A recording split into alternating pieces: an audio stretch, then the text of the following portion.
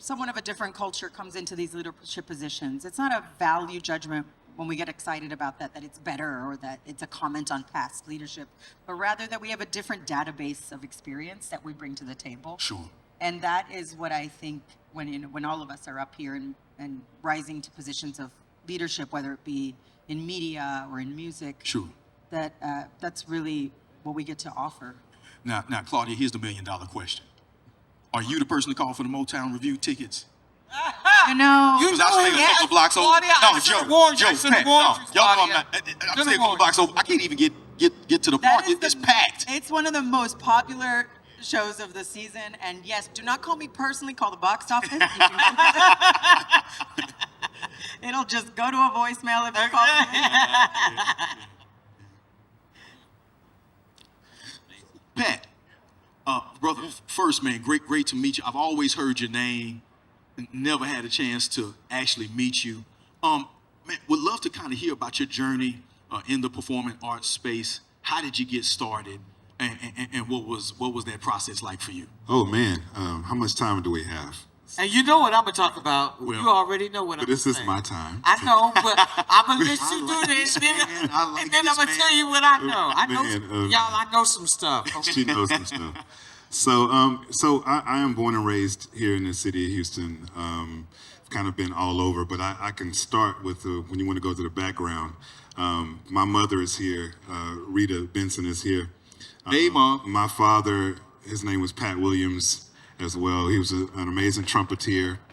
He toured the world with the Temptations and B.B. King, and did the New York Apollo reviews with James Brown and all that kind of. So music's in your DNA. Music's in my DNA. My mother's an amazing vocalist and singer as well. So I was born into the music arena initially.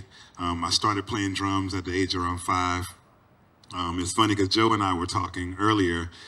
Joe remembers my dad from teaching the Summer Jazz Workshop when working with Conrad Johnson. Yes. So Fifth Ward Express, Bubba Thomas, those. I grew up in a house with those musicians as a baby. Yeah, Talk about that experience, because that is a very unique experience. Man, it's funny because there's a story. Grant LeBlanc had a music store. There was a music store off of McGregor. They used to rehearse. The bands used to rehearse. I was around 3 or 4. They said, and I was there. They were looking for me. I got away during the rehearsal. And so they looked all over the studio, all over the classrooms or whatever. And so then they found me inside of a bass drum. Back in the day, you know, they didn't have the head on there. It just a pillow. And so they found me in the bass drum asleep while they were rehearsing. So those are memories and that's where my nickname, Speedy nickname, came from. It was like they couldn't keep up with me back then. So I grew up in that vein. I grew up sitting in the rehearsals with Conrad Johnson's big band, just soaking it all in and not really understanding how amazing of a background and history that was until I got into performing and playing myself. Now, Pat, I'm so excited, man, to have this conversation with all of you, but especially you, because when you're a child musician, it's a different experience, right? One of my favorite books is 1794 by a guy named H.C. Robbins. He's talking about Mozart, and he talks about Mozart's upbringing as like this child musical prodigy, how that gift was nurtured and affirmed. Was the process kind of the same for you? I mean, did you kind of always innately know as a child, this is what I want to do? Well, yes. And what's really funny is I talk about my dad being a trumpet player. There are 6 trumpet players in my family. Wow. I'm the only drummer. Oh man, talk about first and alienation. foremost. So when they start talking about, you know, going in or coming into your own as a musician or as an artist or knowing what you want to play, I know a lot of cats have played everything. I had no desire to do anything other than playing drums, and so that's definitely been one of those things for sure that I knew that's what I wanted to do. So what drew you to percussion over woodwind? I have no idea. I don't know. Maybe my mama could tell me later on.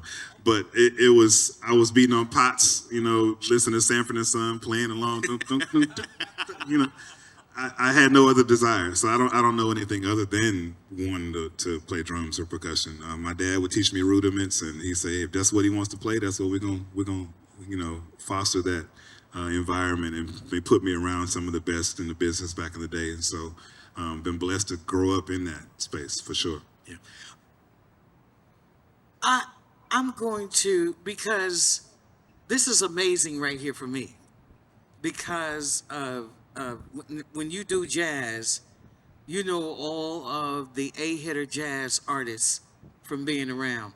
And I said I was going to talk. I'm looking at Joe because I got so much that I want to ask you, because I'm listening to you and there's that connection with your dad. Did you know that? Talk in the microphone. Did you know? Yeah. Did you know that? Yeah, I didn't want to step on his time, but No, you're both going to share times. so when I think about it, when I was looking at the panel, and I was like, something our good friend Kyle Turner told me. He said, "Man, we're the older guys now." I Yeah. said, "Really?" So I That's came up right. under Conrad, Sylvester LeBlanc, Yeah. his dad, Milt Larkins, and Arnett Cobb. And so when he speaks of, in that Grant and LeBlanc's was Lester Grant and Sylvester LeBlanc's music shop over off of South Park Boulevard. And that was one of the first places I was going to learn to play guitar. There was a guy named Clarence Holloman. He was a guitar teacher. So yeah, the history of that, he just reminded me that when I first started the Summer Jazz Workshop, under the direction of the late, great Bubba Thomas and Conrad Johnson, I was like 14, 15 years old. Oh, wow. In 1977, during his infancy years. And he reminded me, he said, I was just 3 years old then. So, and I reminded him that my first professional gig was right back here at the Alley Theater in 1979 when I was 16, playing with Bubba Thomas at the time, Houston August Jazz Month, you know. And we played there, and Kirk Whalen was the saxophonist. Kirk was just coming back from France. He was maybe 20, 21 years old. Look at that. And I was just 16, just coming like maybe in How my did junior you year. feel, though? How did you feel, Joe, knowing that you were playing with Bubba Thomas, the late Bubba Thomas, who we missed tremendously, and Kurt Whalen? How did you feel? And you were 16? 16. How did that feel? Yeah, they were all grown men and very accomplished. Yes. Bubba's name was well established. He was Right. like a father figure to me. The Summer Jazz Workshop was amazing. It was a different time then. It had great instructors and the pioneers in the city in jazz. Yeah, it was a big deal for me because I came, my mom dropped me off there in the parking lot. It was like 2 hours early because I didn't have a car. So I had to unload my amp and just wait because I didn't want to be late. Right. And my dad came, and then some of my teachers from Cashmere High. I went to Cashmere under the direction of Conrad Johnson with the world famous Cashmere Stage Band. And I had the opportunity to tour the United States all over with contests and performances all over the United States. So yeah, it was a big deal for me. So I was a little shy still. So I kind of sit back by Bubba in that because I wasn't used to being in the forefront. Right. And then Kirk was amazing already.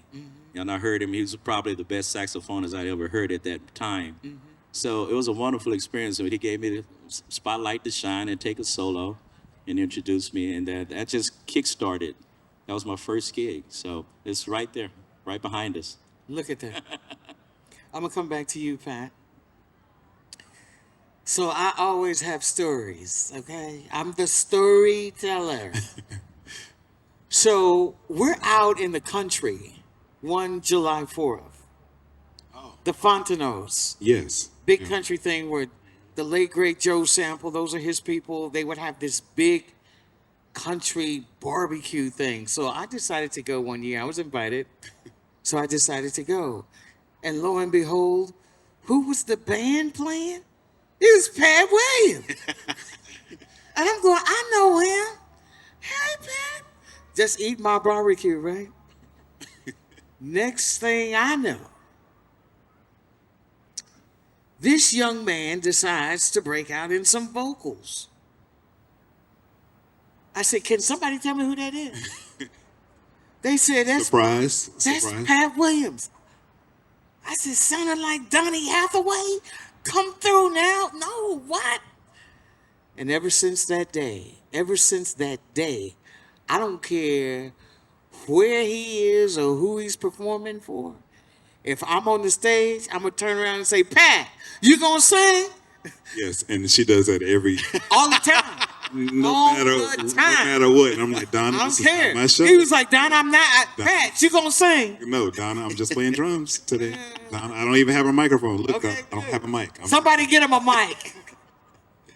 Yeah, like I said, fortunately, I've been blessed with like my mother. Like I said, is an amazing singer, and so I grew up in a home to where I was hearing everything from Freddie Hubbard to Denise Williams. I was in Earth, Wind and Fire to Miles Davis. You know, so we, you know, to the gospel, we were listening to any and everything. So I was around and hearing those different types of songs, and then growing up in church, especially as well. That's where my singing and having to play drums at the same time, you know, back in the day, it was like, "Look, Pat, you can sing that song. Put a microphone. Right. It's okay." That's right. And so, you know, and that it's funny now because even during my shows, when I do my Pat Williams group shows, Yes. I always try to sing. You have to, Pat. But the funny thing is, standing in front of the drums Oh, is still a challenge for me, which is one of my, you know, one of my I can things. see But, that. you know, my comfort zone. You know, comfort zone is your instrument. You know, and drums is what I love. Singing is, you know, it's there. But if I'm behind my comfort zone, I feel so much better. So when I've been forcing myself to stand up front and do at least one song. But other than that, man, I'm gonna stay back here.